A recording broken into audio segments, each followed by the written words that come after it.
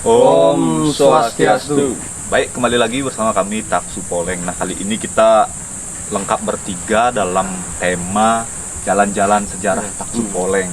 Kita lebih tepatnya lebih mengungkap sejarah lah Mengungkap sekarang. sejarah, Kita mengungkap iya. misteri yang menghanker. Iya. Sekarang kita fokus ke sejarah. Ya, sebenarnya sih sudah kita lakukan sih. Ada beberapa video yang kita mengungkap sejarah. Cuma nih ada request dari Semeton juga. Coba kalau mengungkap sejarah tuh pada siang hari lah, biar situsnya itu kita kelihatan juga. Artinya pesan-pesan juga bisa lebih jelas jadinya kan kepada Semeton.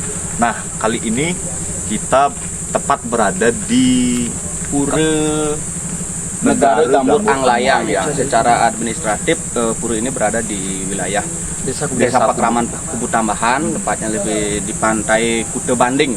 Kute Banding kalau di dulu sini mungkin teman-teman nanti kita lihat kita berada di pinggir pantai, di pesisirnya lah. Nah, mungkin nanti sebelum kita bahas-bahas bagaimana sejarahnya sama Jero Panca, ini apa namanya, banyak sih terbagi beberapa tempat ya. Mungkin nanti kita satu-satu Jero ya, satu-satu. Karena banyak misteri lah. Setiap spot, setiap tempat memiliki cerita tersendiri yang perlu kita sampaikan nantinya. Ini sedikit juga, kalau Pura Negara Gambur Anglayang ini ada salah satu situs pura yang konon katanya Pura Pancasila dibilang. Ini Nusantara bisa dikatakan menjadi tonggak persatuan lah dulu pada zaman Majapahit, entah itu dibangun pada zaman Majapahit atau sebelumnya, nanti kita kulik di Jero Panca. Nah, sebelumnya nih Jero, Ya, siap. kalau dari arti kata nih, Negara Gambur Anglayang Anglayang. ini memiliki arti kata seperti apa nih, atau pesan-pesan mungkin? Jadi gini Bli, istilahnya menurut informasi dari Jero Mangku yang ada di sini, bahwa Pura Negara Gambur Anglayang itu memiliki arti bahwa negara itu bukan berarti adalah seperti sekarang negara dalam artian republik, tapi negara lebih sungguhnya dia luas, atau bisa dikatakan adalah persatuan dunia. Persatuan dunia itulah negara. Gambur itu adalah suara dari genta dulu. Suara genta, karena di sini di tempat ini juga ada istilahnya pusaka berupa genta yang nanti kita akan bahas di dalam. Kemudian Anglayang itu artinya suara yang di alam semesta lah. Jadi bisa ditarik kesimpulan bahwa Negara Gambur Anglayang adalah suara yang memunculkan kesucian atau perdamaian yang mampu menyatukan beberapa etnis atau suku untuk menjadi suatu wilayah lah. Iya. Nah, ini kan kalau dilihat dari konsep, kita kan sebelumnya dapat keliling nih Semeton. Kalau dilihat dari konsep kan seperti konsep pura pada umumnya ya. Ada Jaban, Trimandale, Jaban, Madiun sama Jeroan. Dan arsitekturnya juga tidak kalah jauh beda sama pura yang ada di Bali. Tapi sebenarnya istilahnya sudah mengalami beberapa restorasi, beberapa istilahnya perubahan-perubahan bentuk seperti itu disesuaikan dengan zaman-zaman sekarang. Tapi tidak menghilangkan simbol-simbolnya. Simbol makna ya. Nah, mungkin sebelum ke Jeroan tuh, ini di pinggiran pura ini kan ada beberapa pinggir-pinggir pura yang apa namanya, mandiri lah posisinya gitu. Seperti di pura mungkin nih. Oke, kita bisa langsung aja jalan. Ini unik sih tempatnya karena seperti pelabuhan gitu loh. Jadi ada pintu, cuma nggak ada apa namanya, tangga, tapi langsung menghadap ke sungainya. Jadi gini Bli, istilahnya kan tadi Jarod dapat menyinggung bahwa tempat ini dikatakan sebagai Kute Banding Lia. Jadi Kute Banding itu adalah bisa dikatakan benteng perdagangan. Karena pada saat itu tempat ini dijadikan sebagai mercusuar lah, atau istilahnya tempat bertukarnya perdagangan dunia lah, baik itu dari Arab, kemudian dari Mongolia, Tartar, Melayu dan lain sebagainya. Nanti kita akan bahas pelan-pelan seperti itu. Jadi bisa dilihat teman-teman, ini dulunya pura ini, situs ini tuh dikelilingi oleh dua laguna, atau bahasa Balinya loloan lah, atau danau yang besar. Danau. Ya, sebelah ini sampai arah sana ini dulunya adalah danau, tempat keluar masuknya kapal. Kemudian di sebelah timurnya pura itu juga ada laguna. Jadi kayak dikelilingi. Kenapa tempat ini dijadikan sebagai tempat strategis? Karena ini sebagai muara 6 sungai besar. Dari Ponjok Batu kita lihat loh, kalau hitung dari Ponjok Batu sampai di tempat ini ada 6 sungai yang menyatu. Oh, di sini menyatunya. Jadi secara niskala, secara alam gaib, bahwa tempat ini tuh masih difungsikan sebagai pelabuhan. Yang tadinya kita akan ungkap misterinya pelan-pelan. Jadi di sini banyak ada harta karun terpendam di tempat ini. Jadi kalau zaman dulu ya, Ya. peradaban itu dibentuk kan tidak jauh-jauh dari sumber mata air ya. Benar, gitu ya. karena istilahnya kapal itu dia bersandar untuk mencari bahan makanan. Iya, mencari Untuk dia kuota. menunggu angin untuk kembali lagi ke negaranya. Jadi pura ini di sini disebut dengan Pura Takman Belia. Sebenarnya ini adalah yang dipuja adalah Ratu Ayu Manik Tirte. Manik gitu. Jadi beliau ini adalah sebagai pengelukatan juga untuk istilahnya menebus sesuatu ya kesalahan, misalkan adalah sakit bebayi gini lah. jadi di sini. Jadi dulunya ini sebagai tempat bersandarnya kapal. Mungkin ada buktinya sedikit, ini masih telaganya masih di Ya, ini kan kita lihat kecil tapi dulunya Ini- ini besar. Kalau dilihat secara miniatur lah, Ya. lebih memang cocok seperti yang Jero jelaskan kayak laguna dulu. Karena persis kalau misalnya di laguna dulu tuh kan kapal tuh masuk ke dalam kan kayak sungai gitu. Ada tempat penumpang. menurunkan barang. Barang Gitu. itu ya? Barang. Jadi kita lanjut sambil melukis sejarah, Blik. Mungkin ini masih di Jaban dulu ya. Iya. Tapi teman-teman mungkin di sini dari awal kita masuk, Bang. Di sini sudah sangat unik. Ada tiang bendera merah putih yang besar. Nah, kalau pada umumnya kan bendera putih Kantoran. ini di perkantoran, di pemerintahan. Kedinas-dinasan ya. Nanti kita akan Ini ungkap ada di sejarahnya. depan ya. Nanti pas di jeroan mungkin lebih lengkap. Jelas nih. Iya. nanti kita. Nah teman-teman, nanti sebelum kita masuk ke jeroan, mungkin di pelinggih utamanya di sini di samping pura utama nih ada Masih di luar lah di ya. luar area Area. pura nih masih ada pura Ratu Gede Mas Penggaul ya, Pelinggih. bisa dikatakan. Nah, mungkin Jero bisa dijelaskan lah. Ada Penggaul itu Penggawa ini apa sih? Jadi beliau kan Ratu Gede Mas Penggaul. Penggaul itu sama dengan Punggawa, kalau zaman sekarang itu sama dengan bupati. Pemimpin lah. Jadi kalau menurut istilahnya cerita dari sesepuh pura bahwa beliau yang berstana di sini adalah diberikan wewenang oleh raja dulu, itu Raja Ratu Hyang, untuk istilahnya mengemban atau menjaga tempat ini sebagai tempat terminal dagang seperti itu. Kemudian beliau juga secara gaib bahwa beliau itu penguasa alam astral. Jadi seluruh alam astral yang ada di daerah ini, tempat ini, jadi beliau pemimpinnya. Jadi kalau kalau di saat hari raya Piodalan atau upacara, jadi diyakinilah tempat ini sebagai tempat berkumpulnya para perencang, persana yang ada di sini untuk yang membantu menjaga pura. Jadi kalau ada orang-orang yang tidak berkepentingan dalam artian untuk merusak, mencuri dan lain sebagainya, pasti dia akan dibuat Dijaga lah. bingung. Banyak yang ingin mau mencuri pertemu, tiba-tiba dia nggak bisa keluar. Inilah kehebatan pura ini seperti itu. Nah, mungkin kita lanjut melisik sejarahnya gitu. Kita ungkap sejarah di sana apa kita bahas dulu di sini, baru kita masuk ke pelinggihnya di sana. Oh, enaknya aja nih, Jo.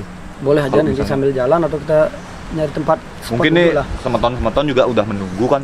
Kapan sih Ke dalamnya. sejarahnya nih? Oke, kita lanjut dari dia Jenggede lah mungkin ya, dari Paduraksa lah. Iya. Habis itu kita langsung masuk pelinggih-pelinggih yang dipuja di tempat ini dan kenapa bisa dilingihkan di sini dan untuk apa itu dilingihkan seperti itu. Mungkin kita langsung, teman-teman terus ikuti taksi pola ini.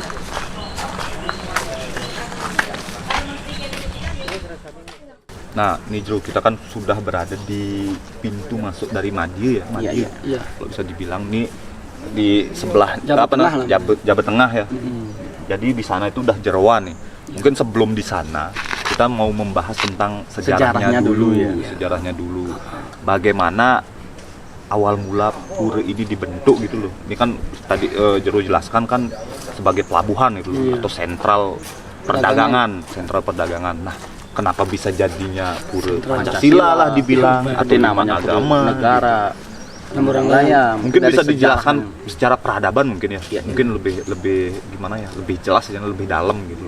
Jadi gini, Bu. Kalau secara informasi dari penglingsir pura, bahwa dikatakan pura ini itu dibangun pada saat abad ke-13 atau 12 Masehi lah, sekitar 1260-an Masehi. 13 tuh Majapahit ya. Sudah Iya, lahir lah peradaban. Jadi seperti ini, Beli. Itu sesuai dengan ditemukannya prasasti Bulian A. Ya kan ada Bulian A, Bulian B. Kalau kita mengacu lebih jauh daripada itu, karena di dalam prasasti Bulian A dikatakan beliau sebagai rajanya Bali itu Ratu Hyang Pingit, kan Ratu yang Dewa Adi Lencana. Iya. Jadi beliau memperbaiki tempat ini, beliau sudah menemukan yang namanya situs. Jadi bisa ditarik kesimpulan bahwa sebelum abad ke-13 tempat ini sudah ada pemujaan. Dan siapakah yang melakukan hal itu seperti itu? Bahwa kemudian kita mengacu kepada kebetulan dapat juga baca di babad selunding dalam selunding. Kemudian dikatakan sebagai di babad Raja Purana bahwa Sri Kersari Warmadewa, kalau kita tahu beliau adalah dari Sumatera atau Kutai kan. Beliau melakukan ekspansi lah ke Bali. Kemudian Bali itu beliau melakukan tapa yoga semedi. Dilihatlah di tempat ini disebut dengan Prawali atau belum disebut dengan Bali. Ya. Prawali ya. Dilihatlah ada cahaya, ada sinar putih yang terang. Kemudian beliau pada saat itu berada di daerah Candi Prambanan. Candi Prambanan. Beliau melihat ada cahaya. Setelah itu beliau melakukan tapa yoga semedi. Disebutkanlah tempat itu disebut dengan Kawi Prayasista atau sekarang disebut dengan Kawista Pura atau tempat yang suci. Nah, inilah yang disebut dengan Kawista Pura, tempat yang suci. Jadi tempat yang memancarkan cahaya kesucian atau sinar dan mengeluarkan suara yang mampu didengarkan oleh orang-orang yang mampu mendengarkan suara alam atau kesadaran roh lah. Kemudian pada saat itu beliau ingin ke Bali karena pada waktu itu di Bali sudah dikuasai oleh Tabendra Ugrasena. Jadi ada Tabendra Ugrasena keturunan daripada Sri Warmadewa. Tetapi di atas Sri Warmadewa juga ada sebutkan dengan Tabendra Ugrasena. Bukan Sri Ugrasena di bawah Sri Warmadewa. Kira-kira ini sebelum abad 9 ya? Sebelum abad 9 kalau kita mengacu kepada Raja Purana bahwa di Bali itu sudah dikuasai oleh ekspansi dari India Selatan. India Selatan beliau disebut dengan di Bali diberikan gelar sebagai Tabendra Ugrasena atau Maya Denawa. Mungkin beliau pernah mendengarkan bagaimana kisah Maya Denawa. Beliau pertama kali menginjakkan kaki di dalam sejarah itu dicatat di Pantura atau Bali Utara, Pantai Utara. Tepatnya di daerah Pacung, Sembiran dan Julah. Jadi kalau kita lihat di Julah di sana banyak relief-relief yang mengandung tentang India tua, India kuno beliau. Nanti kita akan nanti kita bahas di sana. Setelah itu beliau melanjutkan pemerintahnya, beliau membuat pemerintahan di daerah yang namanya Besakih di sana beliau. Kemudian ini loh Sri Kersari Warmadewa dari Sumatera Utara beliau tidak terimalah Bali dikuasai oleh mohon maaf pada saat itu kan disebut dengan sekte Buddha Mahayana, bukan sekarang agama Buddha itu tapi sekte Buddha Mahayana. Dari Sriwijaya ya apanya beliau? Warmadewa ya, Sriwijaya. Sriwijaya. Kemudian beliau ekspansi, beliau pertama kali menginjakkan kaki itu di tempat ini. Tempat ini beliau karena dulunya di sini adalah pelabuhan. Pada saat beliau ke sini itu tahun 918 kalau 983 Masehi lah. Beliau ke Bali dan berada di tempat ini beliau sudah menemukan yang adanya situs. Berarti kan jauh sebelum itu sudah ada pemujaan disebut dengan Prawali. Atau zaman purba lah. Jadi masyarakat Bali sudah mengenal yang namanya peradaban, sudah mengenal yang namanya pemujaan. Jadi pertama kali pura ini adalah situs Siwa. Nah, di sini disebut dengan Ratu Agung Siwa beliau, Ratu Gede Siwa yang mungkin nanti teman-teman kita sebagai istilahnya awal mula berdirinya pura ini. Setelah itu beliau melanjutkan yang namanya perjalanan beliau sampai beliau berhasil mengalahkan Maya Denawa. Beliaulah yang bergelar sebenarnya Dewa Indra. Bukan Dewa Indra yang turun dari kahyangan membunuh Maya Denawa. Tapi inilah Maya Denawa kan cerita-cerita rakyat yang untuk galungan ya. Iya, nanti kita akan nyambung ke sana. Ya, pelan-pelan ini sebagai tonggak awal. Kemudian beliau berhasil mengalahkan Maya Denawa. Kemudian beliau lagi menaruh tampuk pemerintahan kerajaan. Beliau moksalah di Bukit Sinunggal. Tajun. Jadi dari keturunan dari Sri Kersari Warmadewa, keturunan ke-19-nya kan dari Sri Kersari Warmadewa, kemudian Ugrasena, terus turun Udayana sampai yang ke-19 adalah Ratu Hyang Dewa Adi Lencana yang sebagai Raja Bulian. Ratu Hyang Pingit kalau masyarakat Bulian yang mempercayai beliau sebagai Ratu Hyang Pingit. Jadi pada saat pemerintahan beliaulah dipandang lagi, didirikan lagi situs yang dulu istilahnya dapat juga dibuat oleh leluhur beliau Sri Kersari Warmadewa, dibangun lagi lah sebagai pura, yaitu didirikanlah Ratu Gede Siwu sebagai situs seperti beliau. Jadi modelnya direnovasi lagi oleh beliau gitu. Kemudian beliau membuatlah kerajaan di daerah Bulian, kemudian kerajaan beliau juga ada di Penigel Dharma atau Pura Penyusuan. Di sana ada juga nanti ada situs-situs kerajaan yang nanti kita akan ungkap pelan-pelan. Kemudian tempat inilah dijadikan sebagai pelabuhan, tempat Ratu yang pertukaran. Bingit itu pas merenovasi ini berarti abad keberapa nih? Abad ke-13, karena Abad. beliau kalau menurut Babat, beliau tuh menguasai Bali sebagai raja ke-19 dari keturunan Sri Kesaruwarmadewa itu sebagai keturunan ke-19. Beliau memerintah pada tahun 1260 Masehi sampai 1286 Masehi. Jadi kita 26 tahun beliau Iya, 20 memerintah ya. Kemudian beliau ke sini, beliau mendirikan tempat ini, diberikanlah kekuasaan Ratu Dewa Mas Mas Penggaul Penggaul. sebagai Sebagai pemimpin yang ada di Ya. sini di bawah kekuasaan Ratu Bulian. Kalau istilahnya bupati seperti yang Ya, tadi itu. itulah kemudian pada saat itu terjadilah perdagangan besar. Ini sebagai mercusuarnya dunia bisa dikatakan Nusantara. Kemudian banyaklah kapal-kapal, nanti ada kapal yang ke sini, kapal dengan kepala naga Nah, yang ke itu sini. menjadi cerita rakyat di Ya, sini juga. yang ke sini kemudian pada saat beliau di sini dulunya istilahnya ada penghasilan kain tenun, kemudian ada gula aren Gula aren ya, yang dibuat dari kelapa. kelapa. Kalau di Majapahit dikatakan sebagai bendera gula kelapa atau merah putih. Di sini ada pusaka yang muncul secara gaib, nanti kita akan bahas. Setelah itu kapal ini setelah melakukan perdagangan, kemudian beliau balik, kapalnya bocor. Jadi kapalnya bocor, kemudian beliau tidak bisa melanjutkan, dan beliau lah, kalau bahasa Balinya mesesangi itu berjanji secara gaib apabila kapal itu mampu kembali ke negara asalnya, kalau di sana ada yang namanya dari agama Muslim, itu dari Samudra Pasai atau Iya. Aceh lah. Pada saat itu kemudian beliau berjanji akan membuat suatu tempat pemujaan sesuai dengan apa adat istiadat Bali, tetapi beliau memuja Tuhan beliau sendiri. Makanya di sini nanti ada pelinggihan dalam Mekah, Ada. Wagum Mekah sebagai pemujaan untuk umat Muslim yang melakukan perjalanan ke sini. Kemudian ada Sunda ya. Sunda sebagai Kristen yang di Sunda, kemudian ada Melayu. Subandar sebagai Buddha, dan ada Melayu. Nah, mungkin sebelum membahas lebih detail tentang itu, Ya. kan tadi Jul bilang mesesangi, Ya. artinya Berjanji secara gaib. berjanji secara gaib lah. Kalau teman-teman atau semua tontak Sepoleng yang tidak tahu, mesesangi itu artinya berjanji secara gaib ya, artinya mungkin dalam hati atau gimana gitu. Nah, beliau ini kan berjanji untuk membangun artinya tempat Ya. persembahyang, tempat suci Ya.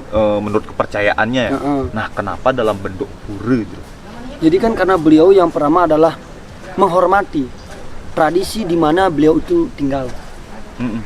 Kemudian jadi beliau membuat apa yang beliau istilahnya puja, tetapi masih menggunakan kultur Bali. Menggunakan pelinggih. Di sana di Wagum Mekah itu menggunakan padme. Kalau kita tahu kita mengacu kepada Babat Purana yang namanya Padme Purana, bahwa yang berstana di Padme itu adalah Tuhan. Dan kita tahu sebagai agama Muslim, Allah itu kan Tuhan. Jadi dibuatkanlah situs atau tempat pemujaan ya sesuai dengan apa itu Tuhan secara kita Bali, itu Padme lah didirikan seperti itu bro. Jadi secara spiritnya sebenarnya Tuhan itu sendiri ya. Tuhan itu sendiri, benar. Cuma secara bentuk, karena secara adatnya di sini seperti itulah bentuk bangunan yang harus dilakukan. Nanti kita akan bahas karena di sini ada terjadi fenomena yang ada bendera Sang Saka Merah Putih yang muncul secara tiba-tiba. Kemudian pelinggih-pelinggih apa sejarahnya, yuk kita nanti masuk aja. Iya. Untuk mengulik lebih jelasnya. Iya, iya, mungkin ini langsung kita, ini yang mana sih pelinggih? Pelinggih yang dikatakan itu dalam Mekah. Dalam Seperti itu ya. Mungkin lebih jelasnya teman-teman nanti kita masuk ke dalam ke pelinggih utamanya ya. Ya. Nanti di sini kita di sana lah baru kita nantinya jelaskan keunikan di pura ini. Dan mungkin benang merah yang tadi Jeru bilang seperti Maya Denawa atau peninggalan situs-situs di Julah, nanti kita buatkan video lain nih Jeru. Istilahnya kita mengawali dari sini. Iya, mengawali Sebagai dari sini. pelabuhan Nusantara, karena Majapahit juga berasal dari tempat ini. Iya, Airlangga terlahir di Bali. makanya ngetren pura ini dibilang pura Pancasila. Pancasila, gitu. ya, Nah, nanti. mungkin filosofis yang lebih dalamnya lagi ada di dalam Jeruan dulu, ya. Jeruan ya. Yuk, langsung aja beli.